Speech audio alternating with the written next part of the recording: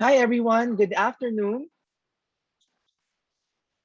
I would like to welcome everyone, all of the attendees here in the Philippines and attendees from other parts of the world. And this is the Value of an MBA in the Philippines in 2021 webinar. Of course, this webinar is for the Philippines, and I would not miss it to greet everyone. Magandang hapon. And good afternoon to everyone who is joining and attending our session. This webinar is brought to us by the Nexford University in partnership with Edukasyon PH. And pretty much we are now to start our webinar. And Nexford University is a learner-centric, future-focused, and mission-driven university based in Washington, D.C. that offers fully online education with various programs like Associate of Applied Science in Business, Bachelor of Business Administration with 8 specialized tracks, and of course, the Master in Business Administration with 5 specialized tracks. Meanwhile, Edukasyon PH is the largest online youth platform in the Philippines, empowering millions of students aged 13 to 23 to make self-aware education decisions that lead to a fulfilling career and life. And yours truly is Dr. Michael Rodriguez. I'm a teaching faculty here at Nexford University. And with me has been part of the 2016 Forbes list of 30 under 30 Asia social entrepreneur, the founder and executive chairman, and the head of growth of Edukasyon PH. I'm extremely honored to be doing this webinar with him. Ladies and gentlemen, Henry Motte-Muñoz. Hi everyone. Very nice to meet you, and thank you, Michael, for the warm introduction. It's wonderful to be here today with you and with the rest of the Nexford University team. So, excited for this pretty packed program that we have for the next 50 minutes or so. Yeah. Thank you so much, Henry. Okay, let's start. Particularly in the current employment climate in the Philippines, I am presenting here now the various challenges that we have, particularly the unemployment. And many Filipinos got displaced because of, this pandemic that we are facing right now. And we have here the data which support this challenge. We have 91.27% employment rate in the second quarter of 2021, increased for the all-time low of 82.32% in the 2020. These are some opportunities for us to definitely rise above these challenges that we are facing right now. We have 52.7 million vaccines supplied in the Philippines as of September 2021, and 4.5 Philippines GDP growth rate forecast for 2021. That's basically an increase from negative 9.6% in 2020. However, we must acknowledge as well that we have a competition with the manpower. Competition's getting tougher as many are looking to be employed, and significant chunk are college graduates. We have here the data presented as well of 3.8 million jobless Filipinos as of 2021, and 3.44% belong to the youth sector. Meanwhile, 23.9% are college students. That's why we are here. We are going to discuss how valuable MBA now in the Philippines for 2021. And before I'd like Henry to share his insights, I'd like to, look into or acknowledge that the PH has already logged its lowest unemployment rate since the onset of the pandemic in April 2020, coming from 7.7% to 6.9%. So that's quite promising. However, we are still having some challenges with the labor force participation, which actually dropped from 65% to 59.8%. And maybe that's because of some concerns with COVID-19. Yeah. Yes, Henry? And I think, thanks for the great introduction, Michael, and, I think, as you say, what's super interesting now is, and this is very relevant for our audience here, you both have a economy that's bouncing back with a lot of job opportunities, and especially as, things are getting more digitized, anyone with the right digital skills, with the right, data analysis skills will definitely get much further in the job market. But as much as you have this growth, you also have, unfortunately, a lot of jobless Filipinos, including people who have a college degree. And so I think one of the myths that unfortunately COVID has laid bare is that having a college degree, it is absolutely valuable, but it is not a guarantee into a successful career. And especially if you think that, 24% of jobless Filipinos have a college degree. That already tells you that college degree doesn't necessarily get you your dream career. And on top of that, there's a lot of college graduates who are not doing the jobs that they're particularly interested in, or they're fit for, that maximizes their income potential, or their skills or their passion. So you really have this massive mismatch. And so when you think about the education that you're going to get, always ask yourself,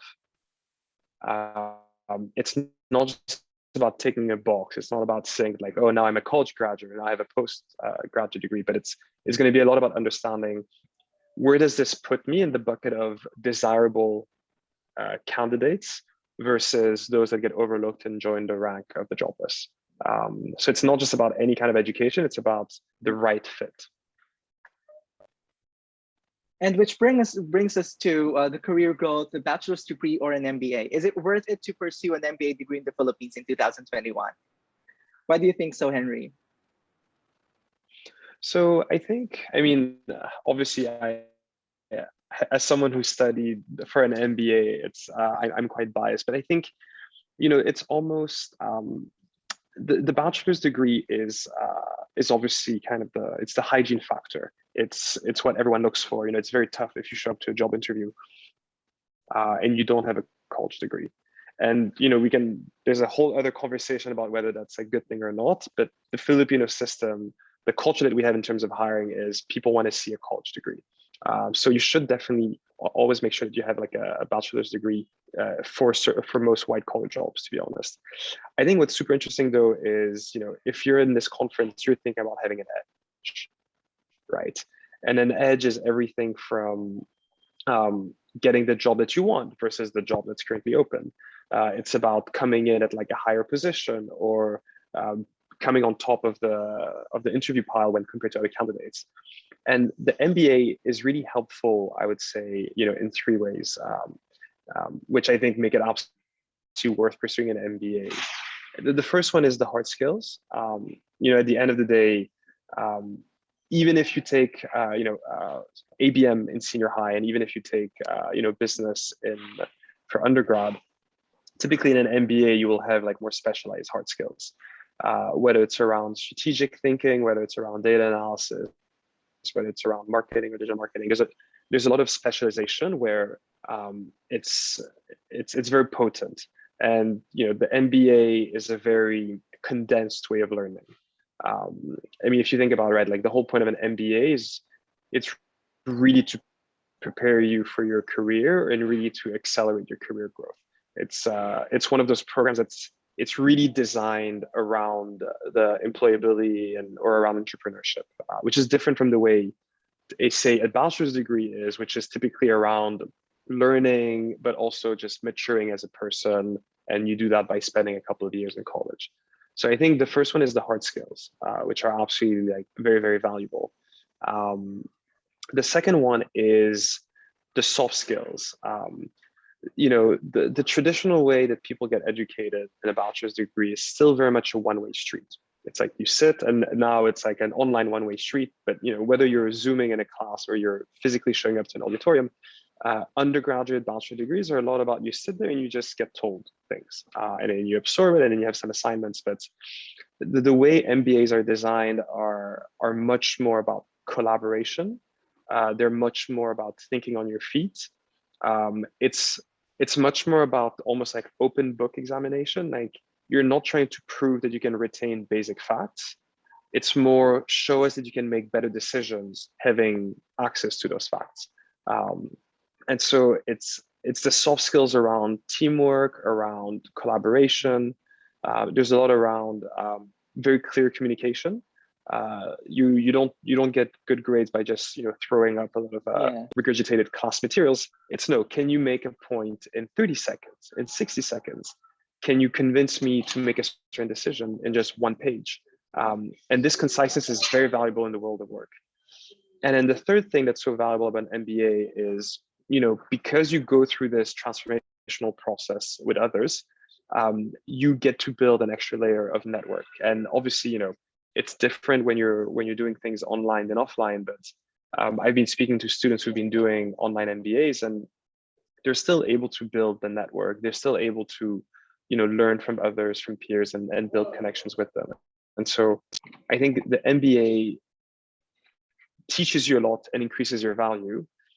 And then on top of that, it's a signaling mechanism, right? It shows, everything that you're getting from it ends up as an extra line on your CV. And frankly, that can make the difference. I can now speak to you wearing my hat, not as an MBA graduate, but as someone who interviews a lot of candidates just for Edukasyon. Like literally when we're recruiting for roles, we talk to a lot of candidates. And I always find it very interesting when I see people have an MBA, because it just signals a desire to advance in the career, and it just signals a certain, hunger and grit and appetite that as an employer, I find very valuable, right? So you don't need an MBA, but that's precisely what makes it so valuable. It's because you're showing that you're willing to go the extra mile. You're going beyond what's required. You're going beyond average, beyond normal. And so I think if that's what you want to signal, either to an employer or say to an investor, if you want to start your own company, an MBA is very valuable. Wow, that's a lot of great insights. And I'd like to, add some of my personal experiences when I was taking my MBA. And definitely, I don't want to be biased at all, but I can say that definitely it is worth it to have an MBA. And in the standpoint of someone who is as insecure as I was before, and I was asking some questions like, how would I go, or how would I have this leverage over other people? And one thing and one opportunity that I've seen was really taking an MBA. And I was 21 at the time. I graduated my MBA, I think I was 22 or 23 years old. And after that, a lot of opportunity came in. And I would like to also reiterate that we have to consider various things on top of those insights that you have provided as well. Let's say the financial value, the career path that you'd like to really take in the future, and the definition of our long-term goals of success. Let's say financial value, it's more of, some people may look at the value of MBA immediately after graduation, but definitely it's not that. It's more on before and after MBA, or after you realize everything that you have learned in the MBA. So financial value would be, are you going to get a more financially sustainable job after getting an MBA? Definitely you would be. Not immediately after graduation, but you would have that as you progress over your career. And just like Henry also stated that we would have more options in your career because of MBA. It's not required. Most of the companies may not require us to have an MBA, but it's going to be an opportunity for us, an advantage for us over other people or other let's say applicants for a particular industry. And what would be your long-term goal would always be your consideration in taking an MBA. And definitely it's something that they cannot take away from you. And if you're considering looking at the opportunity of studying online, it has been a transformational distance learning. I could say that online learning platform has evolved so much throughout the years. I have an experience, enrolled in an open university, and definitely it has already evolved, because before we are pretty much maybe daunted with some of the distance learning activities. We are not confident that we would learn something, and it has really evolved now. It's more of a transformational distance learning where we focus on the educational model where we learn the actual skills that the employers and the industry requires us to have. And it's more of in our career path, in like Nexford University, definitely we offer fully online education, but we make sure that our academic model is so much aligned with the requirements of globally competitive industry. That's we definitely offer right now. The competency base is more on not just thinking about the theories or learning something based on the book, but it's on how we definitely apply that in the actual scenario of the industry. And definitely, I could say that MBA is worth it, just for us, establish our own advantage over other people. Yeah, and I think one other point that you raised, which I thought was quite interesting, was around the confidence that it gives you. Yes. And especially if it's confidence in a field that you're not as familiar with. So for example, I was working in finance for a couple of years before I took my MBA. And so I always had the aspiration to go into entrepreneurship. And I was curious about going into tech, but honestly, I didn't have the confidence. And it's when I did an MBA that I think I got two things. One is obviously you learn all the skills, which Michael was mentioning. But what's super interesting is when you talk to the other students, they come from different backgrounds, and you kind of, I guess, demystify the other paths that you're considering. And so for me, it was demystifying what it means to be an entrepreneur. I always thought of being an entrepreneur as something very, complicated and far off that I probably wasn't ever qualified to do. And then, suddenly I met so many people who were my age and similar-ish backgrounds and similar ambition, except I was working for someone and they were working for themselves. And so just seeing it in others and talking to them about like, how did you start? How was your first step, etc. And that was like very much like an eye opener. But then likewise, there were people who came from, engineering backgrounds who were interested in finance. And so they thought that like finance was this very complex, field they knew nothing about. But that path was demystified for them during the MBA. And so I learned from people who are entrepreneurs. I gave advice to people who were trying to get into finance. And so as Michael mentioned, you can really build that confidence and that awareness about other paths. And that fundamentally is incredibly valuable, because a lot of paths seem a lot scarier than they actually are. It's the unknown that's scary. It's actually like, moving to a different industry or taking on a different role. It shouldn't be that scary. There's no physical risk. The worst thing that can happen is that you don't fit the role and then you move on to another role. But an MBA often, by virtue of just making you meet and socialize and study and work with people with different career pathways, you can start learning from them and get a lot more comfortable taking career opportunities that you were a bit afraid of taking before. Right. Okay, we have here an example for the business process outsourcing. So this is one of the industries that really employs a lot of Filipinos. As the data here, at 1.3 million Filipinos employed in BPO destination, and many multinational companies are outsourcing to the Philippines or have set up their own in-house operation in the country. Here are the skills that we need. Of course, communication skills, technical skills and domain knowledge, flexibility and adaptability, multitasking and organization and problem solving. And I'm very much proud to share that I am also a product of business process outsourcing. I worked in one of the top call centers here in our community. I was a team leader and team manager at the time. So that was really the phase where I was juggling MBA and my BPO job. And I can really apply what I'm learning in the actual setup and the things that I'm learning as well in the school. And that's really a great opportunity, since it's really beneficial because I was able to acquire various knowledge and competencies. And I usually call these soft skills, not the soft skills, but essential skills. Why we call this essential skills? Because these skills are not only exclusive for BPO, right? But these could also be applied to various industries and various sectors. And the opportunity of the BPO now, they are more of offering work from home setup, which may also increase the labor participation rate, since people are more can really work in the comfort of their home.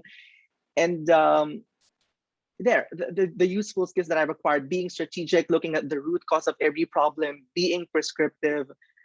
And we have a lot of opportunity for BPO. I have lots of friends, former students who are working in Manila, in NCR, working in hedge funds, investments, accounting, even in IT, design, and pretty much everything. Every company is definitely a BPO. Yep, Henry? Yeah, and I think again, that's this is like a great example where you don't need an MBA to get into the BPO industry. But again, it's like, how do you stand out versus the 1.3 million who already work in that space? And look, many of them have risen without an MBA, but this kind of reminds me, similar to when I was working in finance in my previous job, they didn't need an MBA, but having one was an edge. And so I think this is really the way you should think about an MBA. It's like, how do you get that edge? And in BPO, a lot of it is about managing people, about like processing change, managing large organizations. And this is where, on the ground experience is very, very valuable, but you add that extra MBA training and qualification on top of it, and it can be a very potent combination. And talking about the diverse the experience of dealing with various individuals, diverse people from the BPO industry would also be connected to dealing with diverse individuals in the MBA experience. Right. And we have here the important MBA skills that employers look for. We have number one, working with a variety of people, especially Nexford. You'd be able to deal with various people all around the globe. Definitely people coming from different time zones, which is something really exciting. You tend to have activities wherein you'd be able to deal with people with different backgrounds and experiences. And my learners who are at this webinar right now could definitely relate to that.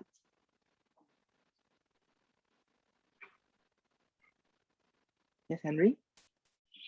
Yeah, I think it's, a lot of these you'll kind of like recognize and be like, oh yeah, these are things that like I've been trying to pick up at work anyways. But I think the number one for me is really working with a wide variety of people, because essentially, especially in the knowledge economy where we're working, work is either work you do yourself or work that you produce with others. And an individual producer is a rarer and rarer occurrence in any senior role. It's maybe something you can do very early on in your career, but anyone who progresses has to be very good at managing upwards, managing downwards, managing sideways, and managing people is understanding how to work with them in the first place. So I think that's probably like the number one skill that you get for an MBA. And I would say, 4 and 5 would be like the next biggest one for me, because essentially, even things like understanding the digital impact in business is absolutely important, but that also does fall into like the whole solving complex problems. And COVID was the big disruption now, but don't ever think that like a pandemic is a one-off. Like all businesses face disruption all the time. Right now it's COVID, but I can speak for you for the education space. The space has been facing disruption since 2014. There was the K-12 reform, and after the K-12 reform, there were like new tougher rules by the government on what you need to qualify to operate a university. And then there was investment in public universities in terms of like free tuition, so that became more competition for the private sector. And now there's COVID, and with COVID comes like a lot of issues around operating physically. And then the next wave of disruption is folks like Nexford University, coming in and being able to offer a very competitive and compelling education program with none of the legacy issues of the existing players. So, in education alone, you're going to have disruption all the time. And so I think essentially an MBA helps you deal with disruption. And that's something that's incredibly valuable for companies. So it's a good skill to have personally, but it's a very valuable skill to have for a company as a whole. And I can tell you that like when we recruit Edukasyon, we always look at people from the perspective like, do you have grit? Are you adaptable? So it's not just resilience, because resilience just means enduring, but adaptability is even more valuable because it means thriving as opposed to surviving. And these are some of the things that like an MBA teaches you. It's like, okay, there's disruption coming in. What's my framework for adapting to it? How does it impact the full organization? What are the silver linings? What are the opportunities? Where do I have to like work quickly to kind of address this issue? And because you'll have done a lot of this in your MBA, you're better equipped. You're never perfectly equipped, but you're much better equipped. And I'd like to share another insight about the capacity to build, sustain, and expand a network of people, which is quite funny, but definitely true. They say that it is also important to have your network of people, because when the time comes that you think of changing careers and then you are looking for another opportunity, and definitely these networks of people that you have can definitely help you, right? And I think that was 2 years ago when I was invited to an Asia meeting for business leaders, of course, in Asia. And I have talked to many business leaders and business tycoons all over Asia. And I'd like to always establish good network, connecting maybe via LinkedIn or giving some business cards, and that could be one start as well. And that's a great opportunity for us to network people. And with the platform that we do right now in Nexford University, we definitely establish network of people. There would always be a way that whenever you graduate, you can always communicate with your previous professors, with your previous classmates whenever you need something, or whenever you need a help on various things that may not be around your expertise. Because definitely having an MBA would not give you an access pass to knowing everything. Definitely you would need the help of other people who are definitely experts in some fields. And having that network would definitely help. Definitely looking at these people would always help us to enrich our knowledge and our competencies. And Henry, I would like to ask, what are the most valuable skills that you've learned from your MBA? So I think, I mean, there's quite a couple, and I think it's a mix of skills and attitude. Mhm. I think in terms of attitude, it made me more confident to take risk, made me more comfortable with risk in terms of understanding getting comfortable with failure.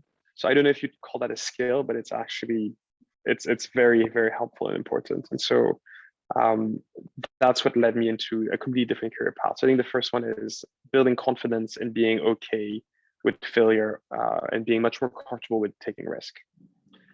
The second one is probably around understanding that there's rarely a perfect solution. And the moment you accept that most business decisions are made in the gray zone, it helps you understand the trade-offs, and it also helps you explain decisions better. I think prior to doing an MBA, I always thought like, oh, there's always going to be a right decision and a right answer. And so I could go into a lot of over-analysis, or I could spend way too much time trying to come up with a perfect solution. Whereas you realize that actually, even companies that seem incredibly well run, and when you have a very charismatic like CEO, and from the outside it just looks like everything's working well, in the MBA you start seeing the behind the scenes, and it's almost like watching a movie, right? Like when you see a beautiful movie, everything just seems so effortless, and all the scenes fall into place, and the acting and the chemistry. But then when you go behind the scenes, you understand that the script was rewritten 10 times, and the financing of the movie almost didn't happen, and they had to pull out one actor who was not working well. And you basically realize things are always very messy. And I think what the MBA teaches you is like embrace the messiness and go for the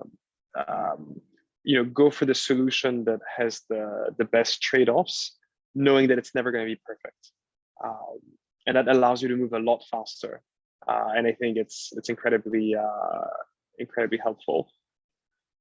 The third one is learning to communicate at different levels. I think prior to an MBA, I just communicated in one way. Post MBA, I've understood that when I talk to my investor versus when I talk to a client versus when I talk to someone I manage versus I talk to a colleague, you have to adapt the way you communicate to the audience. Even now, like the way, I mean, I can't see you, right? This is virtual, but I think the way you basically develop a lot of empathy in your communication. You always ask yourself, okay, like, what is the person trying to get out of this conversation? What are the topics that are going to be very important for them, and what are the topics that they don't care about?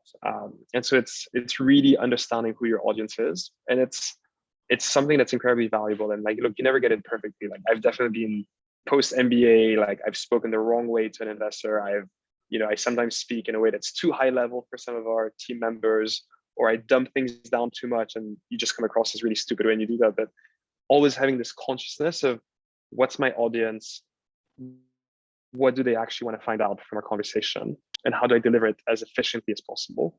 The MBA really helps you in that format. And so I would say, yeah, it's around the communication and being in the gray zone.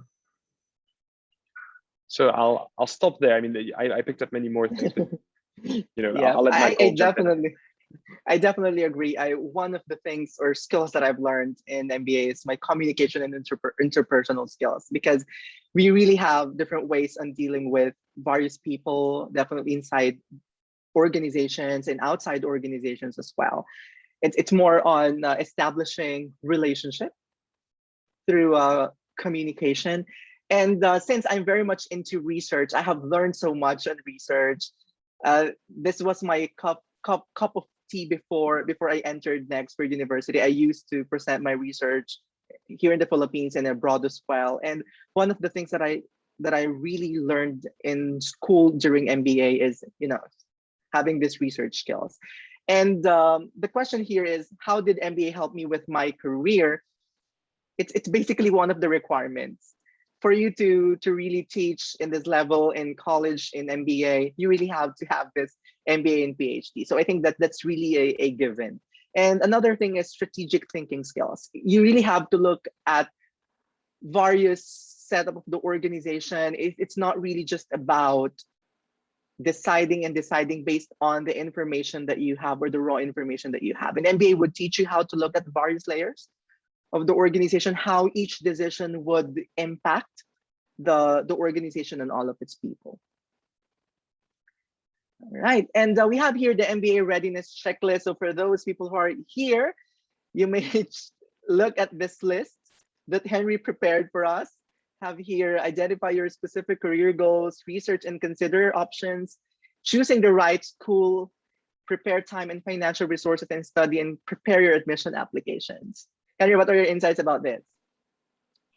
Yeah, so the first one is the most important, right? Like, do not do an MBA as a tick the box exercise, because that'll be a very expensive box to tick, and you'll end up not taking necessarily the right one. So one of my favorite parts of applying for an MBA, of doing an MBA, was actually the application process, and just going through that journey of asking myself, like, why am I doing an MBA?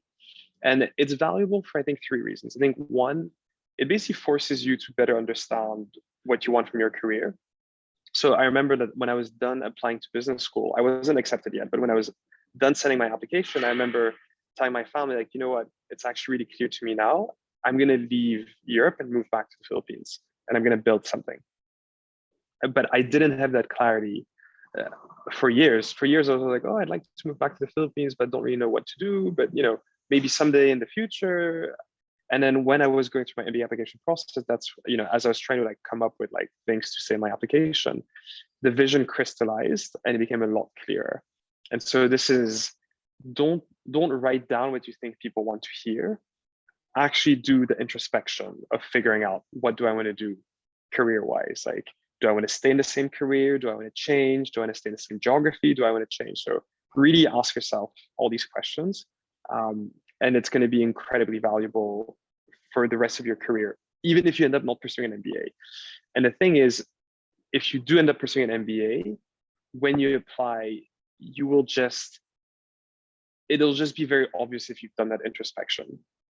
If you mouth generic words like, oh, I want to upskill and be better at business, I mean, congrats for like reading like 1,000 blogs online that say exactly the same thing. If you say, you know what, my background is in marketing and I really want to move towards sales, or you know what, I've always been a sales or marketing person and I really want to be in product, or I've been driving a lot of organizational change, but it's been really HR focused, I want to move into like broader operations. Like, if you come in with those stated objectives, it'll be a lot clearer to the admissions team in that you've already done that introspection work. So it's not just good for you, it'll actually increase your chance of getting in. I think 2 and 3, obviously research. One of my favorite mottos was from this bank in the US called Morgan Stanley, which I remember when they were doing graduate recruiting, they realized there is no substitute for preparation. And that's just something that like stuck with me, even though, as you can tell from my white hair, I finished undergrad 15 years ago. It's absolutely something that stuck with me. And then, on the financial resources, it's often very daunting.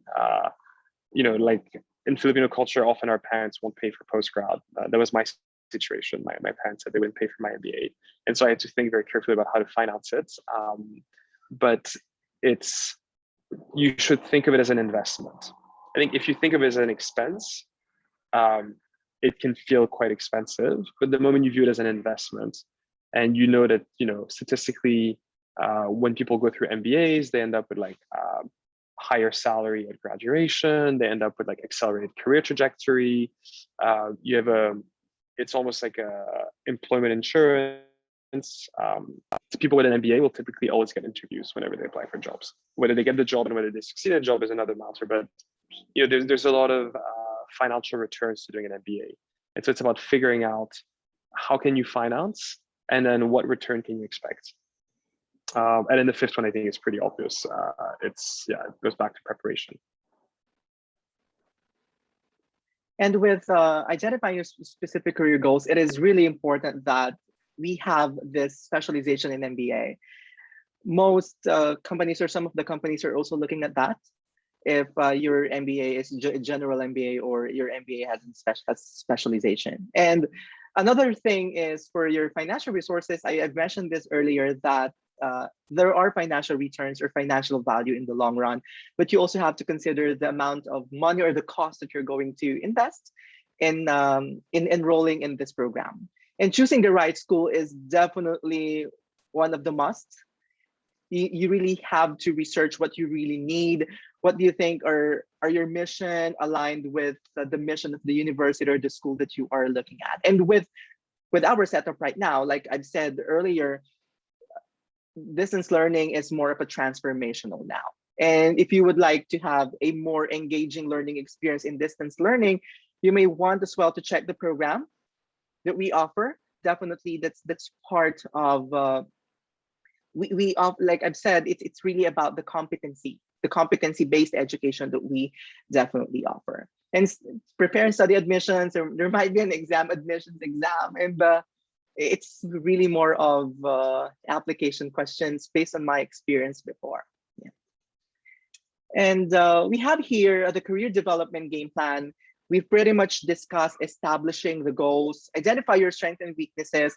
I'd like to highlight that understanding your strengths and weaknesses would also help us to understand ourselves.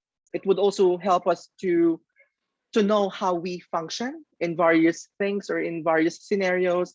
Let's say strength would pretty much let us, or these strengths would make us ahead of everything that we do.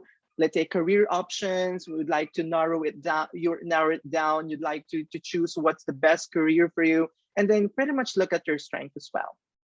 And with the strengths that you have, on what career do you think you would excel in the future? And while knowing your weaknesses would give you a clearer understanding of what might holding you back to be successful in the future, or for you to achieve greatness in whatever career path that you have chosen. And understanding these weaknesses would also give us an opportunity to overcome them, or to think of ways on how these strengths may be of help to overcome these weaknesses. Explore your options. Continuing education really matters. MBA, other training certifications, it would definitely help you a lot in pursuing your chosen career. And determine specific action goals. I'd like to always say to my students or learners, how are we measuring success? Or let's say I'm asking you questions, are you successful or not? Would you answer that yes or no? With the answer yes or no, I think we have various ways to define success, and it cannot be answered by yes or no. Whatever milestones that we are achieving, whatever goals that we are reaching right now, those are the things that may determine our success. It's not basically one or two or yes or no. We establish our own parameter of success. Let's say graduating MBA would be one of my ways to say that I'm successful. And you really have to establish those things for us to identify our success in our career. Henry? Yeah, I think you've nailed it. And I'd like to focus a little bit on number two. And I think there's been a lot of literature around kind of identifying strengths and weaknesses. And we're never very good at identifying weaknesses, right? Like it's the one question, like in an interview when you're asked, like, what are your weaknesses? Like people always come up with the most, I'm gonna call it amusing things like, oh, you know, I'm a perfectionist. That's not a weakness. A real weakness is I'm good at selling, but I'm not good at project implementation. A real weakness is I don't deal with rejection well. And you know, it's so important that you identify your weaknesses as well as your strengths, because in the past we're always told, okay, your strengths are your strengths, so like fix your weaknesses and then you become a better person overall. But there's actually a lot of research that shows that in many cases you're better off doubling down on your strengths. You know, if you're a good manager but you're not a good salesperson, yeah, you can become a better salesperson, but the other option is just to really double down on being an excellent manager. And then, you know, making it your kind of your career positioning that, you know what, I'm not a good salesperson, but I'm extremely good at managing people. And so when you identify your strengths and your weaknesses, I think you have to ask yourself, can I double down on the strengths? So basically when you have a strength, the question is, can I double down on it? Sometimes you can't, sometimes you can't.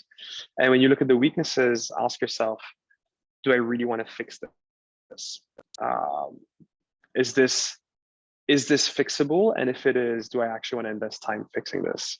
And I can give you examples of like people who didn't really have a finance background, but who really thought it was important for their career development, and so they got much better at it. And so I remember someone who was doing R&D in a healthcare company, and then during his MBA, he really focused on financial skills, and he was able to develop those, and that was great. But I also know others who came in and they're like, you know what, I'm not a finance person, and I won't be, so I'll do the bare minimum, but I'm not going to waste hundreds of hours trying to become better at finance. I'm going to double down on my strengths. So I think really important when you do number two is to identify once, you know, where do you actually want to invest, and is it actually realistic? And then, you know, I think 1 and 3 Michael covered really well. 4 is also important. You know, the longest journey starts with the first step. And so ask yourself, okay, if my goal is to become, you know, a country head or a CEO, what are the steps that lead to becoming a CEO? Very often you have to be another C-suite role. So it's okay, like my different paths to CEO are to be a chief marketing officer, chief operating officer. Okay, how do I get to those roles? Well, typically I have to be a VP. Okay, what do they look for in a VP? Skills A, B, C. Okay, I have skill B, but not A and C. Can I get better at A and C by doing an MBA? And so if you basically break it down into actionable chunks, you can go from a very lofty aspiration of, I want to start my own company, I want to manage 1,000 people, I want to be a C-suite executive, I want to disrupt this industry, into more actionable things like, well, this is what I can do now. And then it also helps you understand where would an MBA fit in that path. And look, for some career paths, an MBA is actually not that value adding. And if it isn't, then you shouldn't pursue it because you're just wasting your time. But if it is, it's worth knowing where it fits into your career development plan. So yeah, so I think, you know, these are all 4 valid points, but really remember with the strengths and weaknesses to figure out which ones are investable and which ones aren't. And then with the specific goals, break it down into actionable chunks. Great, thank you, Henry. I think that's pretty much about it. It's just about your career tips and advices for our MBA hopefuls. Sure. So I think finding your why matters a lot. You know, when I was thinking about doing something in the Philippines, it was very vague. And as a result, I wasn't coming home. I was always like, oh, I want to do something. And then when I was able to narrow it down, I was like, okay, what do I actually want to do? And I realized that I wanted to do something that would actually disrupt an industry. Because I feel there's a lot of inefficient industries in the Philippines that don't serve Filipinos very well. So the first byword for me was like, okay, I want to figure out something that's disruptive. The second thing was I wanted to make sure that this was disruption that really changed people's lives, right? So I could come, like, if you came in with like something to like, completely compete with Jollibee and McDonald's, and you could come up with like your own, burger chain that could be very successful, that would be disruption. And that could be like a really interesting business model, but I'm not sure you're necessarily making people's lives better. And so it doesn't mean it's not worth pursuing, but like, again, it's figuring out like what matters to you. And so for me, I was like, I want to do disruption. I want to make sure that it has a positive impact on the consumers in terms of their welfare, in terms of their health, their education, their life outcomes. And then third of all, I wanted it to be something that was very scalable. I wanted massa disruption, something that like any Filipino could use, not restricted to like the A and B markets or to like the richer segments. And once I kind of figured out those three things, it became a lot easier for me to explore different avenues to do in the Philippines and to eventually land on Edukasyon and like looking at trying to disrupt the education space in the Philippines. I think, but that's just for me. And so I think for you, you will have different objectives, right? I have friends whose objective is to get rich. And that's fine. There's no shame in being, driven to be financially successful. And so the way David looked at their career is always like, how does this next move increase my earning potential? Some people want to get wealthier for themselves. Some people are supporting their entire family. So for them, it's not just them doing well, it's their entire family doing well with them. But understand your motivation. That's very, very important. I think the second one is, all of us think that we're unique. We all have this like snowflake complex, but the reality is if you're trying to do something, someone else has been down that path before, right? I'm not the first guy to go from finance to entrepreneurship. I am absolutely not the first guy to do it. And so look for people who have trodden that path and try to learn from them. Because you will learn more from them in 20 minutes than you can from like tens of hours of like online research. So talking to people who've gone down a certain path is always very valuable, right? And so that's why, for example, it's great that you're coming to a webinar about an MBA, because you will learn more from hearing Michael speak for an hour than you will from just like reading blogs online. Like it's just very valuable to go and talk to people and listen to people who've literally been in your shoes and hear their perspective and see if it applies to you. And then my third tip would be to ask yourself kind of like what the options are. You will change career direction many times, but always ask yourself if a move gives you optionality, right? If you were to go into forensic biology, that is a very niche field. If you do forensic biology, you cannot really it's very hard to then move and become like a software engineer or a salesperson or, become, you get into a bit of a niche space, and that's fine if your passion is forensic biology. If you're not sure that it's your passion though, I would always advise on going for career paths or options that give you more optionality, right? One of the reasons I did finance initially was it can become a springboard for a lot of different things. And MBA works the same way, right? If you know that what you want to be is a software engineer, and that's really what you want to excel at and be like the best at, Python or PHP, don't do an MBA. Like I don't really know what's going to add to you, like very specifically for that skill set. You might be better off going to a coding bootcamp. But if you know you want to work in tech, but you're not yet sure exactly what in tech you want to do, an MBA can be a very useful tool to get you there. So always ask yourself, if you're dead set on a specific space, run for it and go for it. If you're not 100% sure, there's value in having optionality and thinking through, how flexible is each step in your career.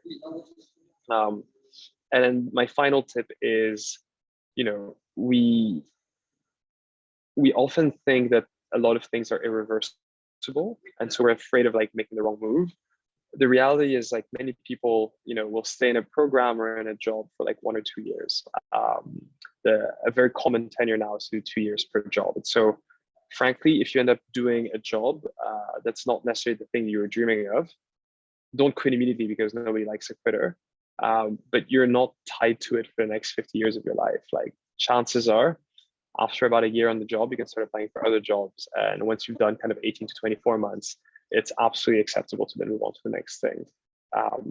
But again, don't be a quitter. Nobody likes someone who quits very easily. So yeah, I would say these are like my top little tips. Wow, those are really inspirational. Thank you, Henry. I think we can entertain some questions for the remaining minutes of our webinar. Mai?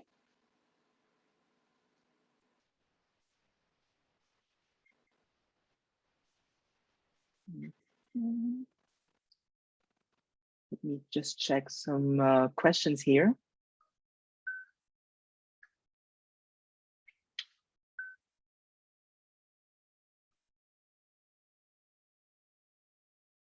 Okay, let me choose some questions here. We only have, I think, 10 minutes remaining. The first question from Nono Etivo: how do we differentiate the MBA we can get from Nexford versus the MBA that we can get from established universities here in the Philippines? So I would answer that. It's more of, yep, we offer fully online education. And we have released a marketing video about this, highlighting what are the things that we offer. Definitely, it's fully online. We do competency-based education. All of the discussions in the modules are based on the actual industry requirements.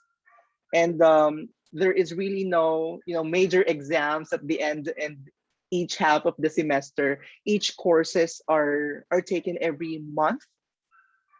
So you would be given the opportunity to have new courses each month, and then you would be given at least 8 weeks to complete them. However, when you wanted to finish your course as early as 4 weeks, that's also fine. You could take a more of a fast track for these courses for you to proceed with the next. So basically, the length of your MBA would be depending on how fast are you really complying with all of the requirements, but making sure that you are learning from them. Mm-hmm. I think we have a question here for Henry. Let me check. Henry, having working with a wide variety of people as a #1 important MBA skills, assuming today you still don't have an MBA, would you consider applying for an MBA program, considering all of the trade-offs from virtual classes? So that's a really good question. I think it goes back to what do you want from your MBA? So I personally, for example, I had never lived in the US. I had been there a little bit for work or for holidays, but I had never lived there. And a life goal of mine was to experience living in the US. And so for me, be able to physically be in the US for 2 years whilst taking my MBA was part of the reason I was doing an MBA. So for that, I wanted to go physically to a class.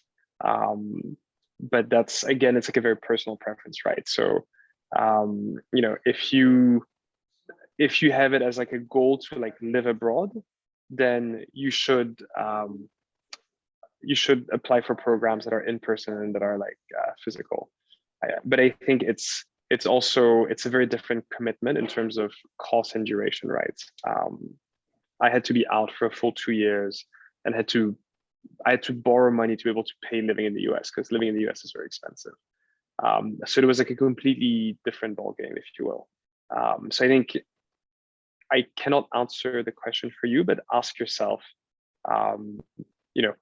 do you highly value living in a foreign country? Some people do, and I'm in that camp. A lot of people I know are not in that camp. And to them, living abroad will just be very expensive and just really adds to the investment, but doesn't actually generate it doesn't really generate something that they were looking for. So it's actually not worth investing in. Thank you, Henry. Another question here: is Nexford accredited by SHAD? Right now, Nexford is not currently accredited, but we are accredited by ASIC, or a UK-based international organization. We're also licensed by HELC in Washington, D.C., which is the same organization that licenses all physical universities operating in Washington, D.C. And also QM has certified our courses for quality. We're recognized by CMI, and we are an educational member of the International Accreditation Council for Business Education, or what we call the IACBE. You can find out more about these accreditation and license on the website nexford.org/accreditation. However, our teams working behind the scenes to help our learners get their Nexford certificates verified by CHED. It's going to be an equivalency certificate. So please stay tuned for updates for that. So definitely once it's processed, you would have the same certificates, just like you have taken an MBA here in the Philippines. Okay, another question here. May I ask, what is the advantage of maximizing your skills versus having an MBA?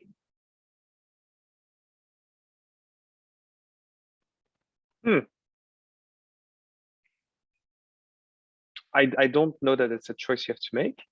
I think the MBA, I think the way you should think about it is like, I'm going to rephrase the question for you. That's okay. I think it's more, you can pick up skills on the job, or you can pick up skills in an MBA. And so I think, you know, there are scenarios where you can pick up great skills whilst working on a job.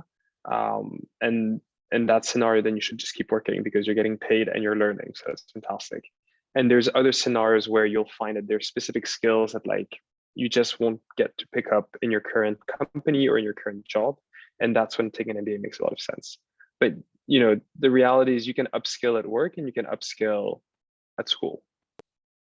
I mean, the vast majority of people in the world don't have an MBA, and many of them have very successful, interesting careers. So it's really not, it's not a prerequisite, it's just an edge that you get. Thank you, Henry. And I would like to add as well, you can basically look at the purpose of why do you need to enhance your skills versus why do you need to take an MBA. That's why I'd like to always say that we have to really value the continuing education, invest on continuing education, not just an MBA, other certifications for you to always be updated of the skills that are required. Another question here, I think we can answer in 5 more minutes.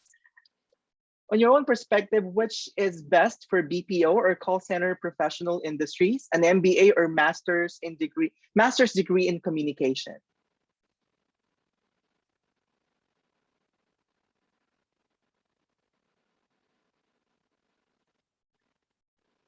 Based on, I've worked with one of the call centers here, and our client is basically about complaints, billing, and sales. So I would say that on my part, MBA is more applicable because I need to really know and to really be immersed in business acumen, because handling complaints, looking at the bills, helping the customers to make the best decision would definitely be, you know, a competency that we have to learn in MBA.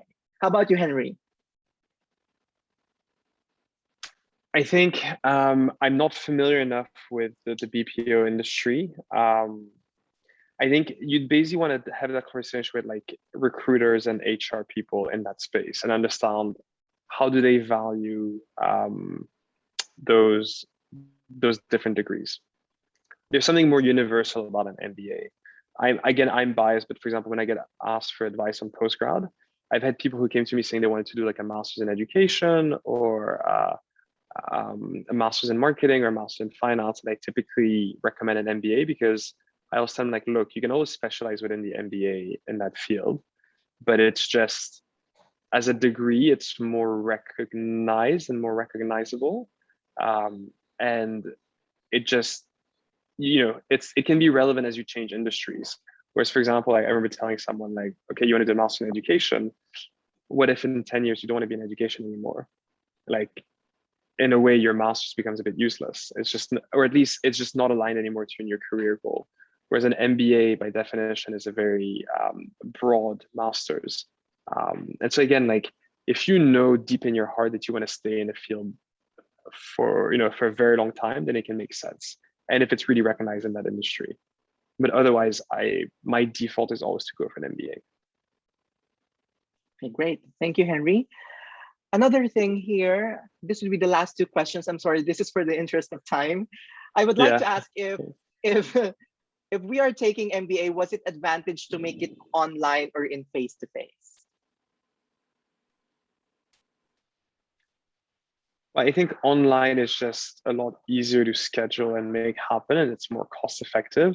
Face-to-face, it's the pleasure of being together and of building deeper relationships, because the relationships you'll build in person versus on Zoom are always going to be like deeper and more meaningful.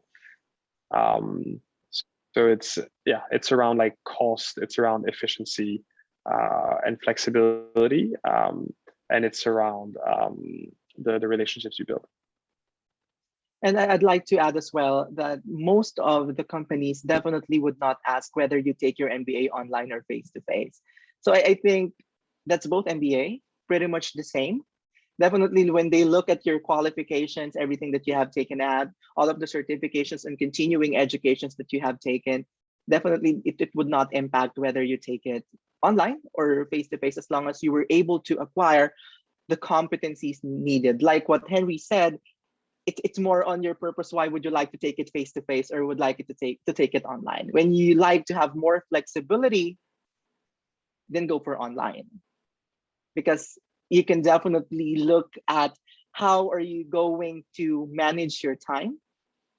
You're able to check your schedule and manage everything so that you'd be able to comply with all of the possible requirements. Okay, thank you. And this is going to be the last question to answer. If you have further questions or relevant to the degrees or the programs that we offer, our admissions team, our success teams are also available to cater some questions for you. Okay. Let me look at some possible questions. Need to answer the last question. MBA ROI, is it worth it to take MBA considering time, effort, and money? You need to calculate that yourself. That's your homework. But jokes aside, that's literally what you have to do, and like literally have a spreadsheet and look at the full cost. Make sure you really understand the cost of everything, including like living expenses, visa, travel, foregone income, etc. And then really start calculating like, okay, what will I really get out of it in terms of extra income? Well, for me, and I on think that, yeah, go on. Sorry. So sorry. And on that note, I unfortunately I have to jump because I had a 6 p.m. that I have to get on shortly. If that's okay. Right. Thank you so much. But thank you so much, Michael, for and Nexford for having us, and very fruitful conversation. And I think again, it's so important for you to do your homework, and you will get a lot. And I actually really encourage people to apply for an MBA, because as I mentioned earlier, even if you end up not getting in, or even if you end up getting in and decide not to pursue, you will have gained a lot of clarity on your own career vision and your career development path. Because the way an MBA works, the application system process forces you to ask yourself a lot of like introspective questions that you often don't have time to ask yourself. So yeah, it's a wonderful journey to go through. And so I encourage everyone to have a think about, what they want from their career, and where do they want to be in like 5-10 years. And if an MBA features in that, fantastic. If it doesn't, again, most people don't have an MBA, and so you'll be just fine. But it's just figuring out what you want from life and from your career is a wonderful process. So I wish you all the best on that journey as you do all that introspection in the coming weeks. Great. Thank you so much, Henry, for your time. And we definitely appreciate, and we have taken notes of those inspirational insights that you have had. We hope to see you in the future, and we hope to have more connections and activities through Edukasyon PH as well. Thank you so much. And I think that's about it. I'd like to thank everyone who attended Thank you. this webinar. And yeah, Bye. see you soon, and see you in our future webinars. Thank you, everyone.